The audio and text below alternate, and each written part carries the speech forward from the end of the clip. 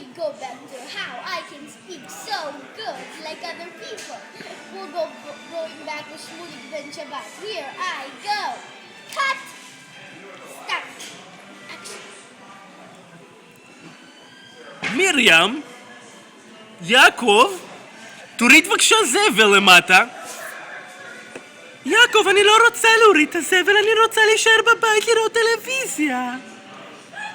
מרים, אני אמרתי לך להוריד את הזבל מיד.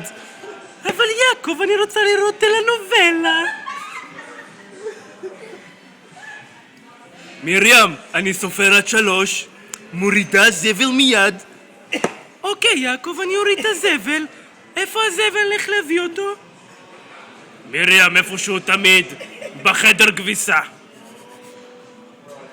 טוב, יעקב, אני הולכת.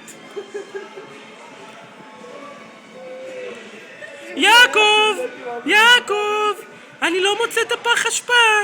מרים, הוא ליד החדר כביסה, אני אמרתי לך. טוב, יעקב, אני הולכת. יעקב! יעקב, מצאתי פה רק שקית אחת, מה אני עושה? מרים, אני רואה כדורגל, את מפריעה לי. טוב, יעקב, אני אלך לחפש את השקית השנייה. יעקב! כן, מרים? מצאתי! טוב, מרים, תעזבי אותי בשקט, אני רואה ביתר.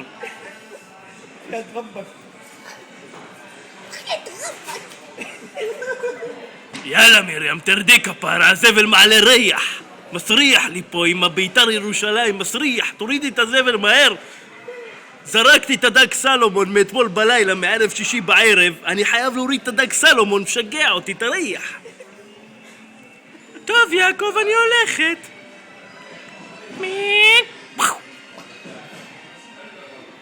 יעקב, חזרתי.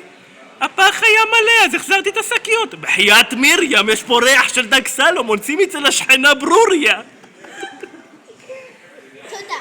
היום היה מעולה, להמשיך בעוד אפיסוד אחד של How Good I Can Speak with Other People.